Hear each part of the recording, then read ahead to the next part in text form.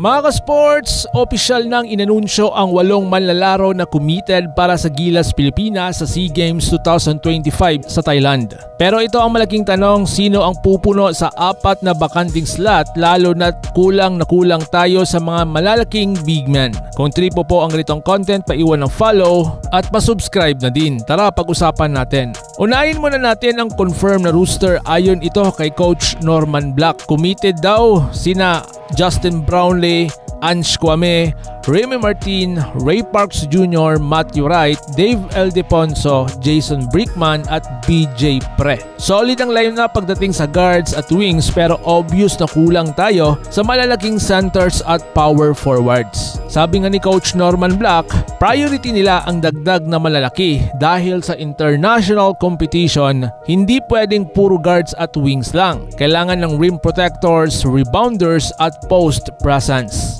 Kaya may mga big men tayo na possible prospects po. Una, si Kai Sotto. Isang 7'3" at alam nating isa sa core bigs ng Gilas. Kung saan ay papayagan ng schedule sa Japan B-League, malaking tulong talaga siya sa paint.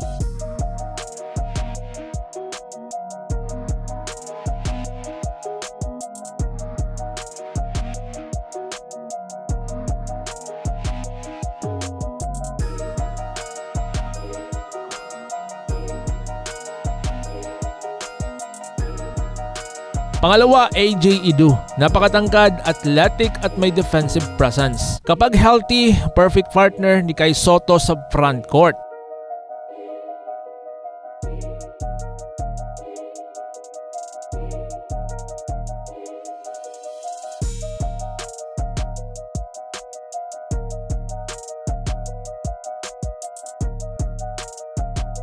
Pangatlo, Greg Slaughter. Ayon mismo kay Coach Norman Black, isa siya sa tinitignan. Veteran experience at natural na sentro.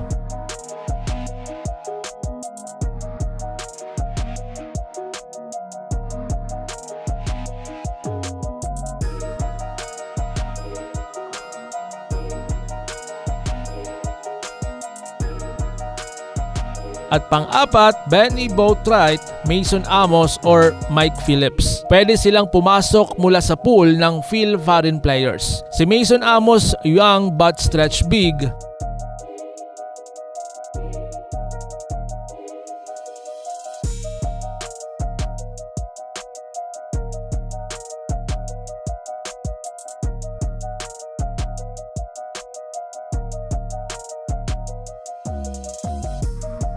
Si Mike Phillips, UAAP standout at hustler.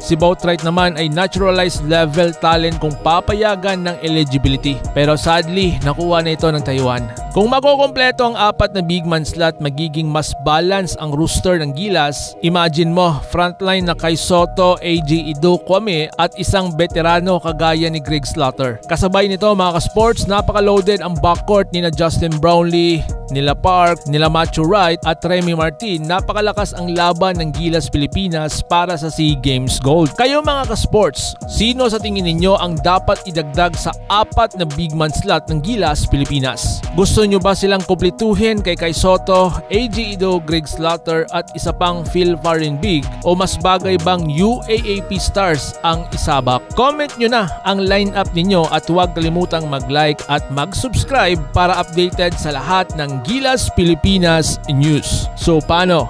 Ingat po kayo.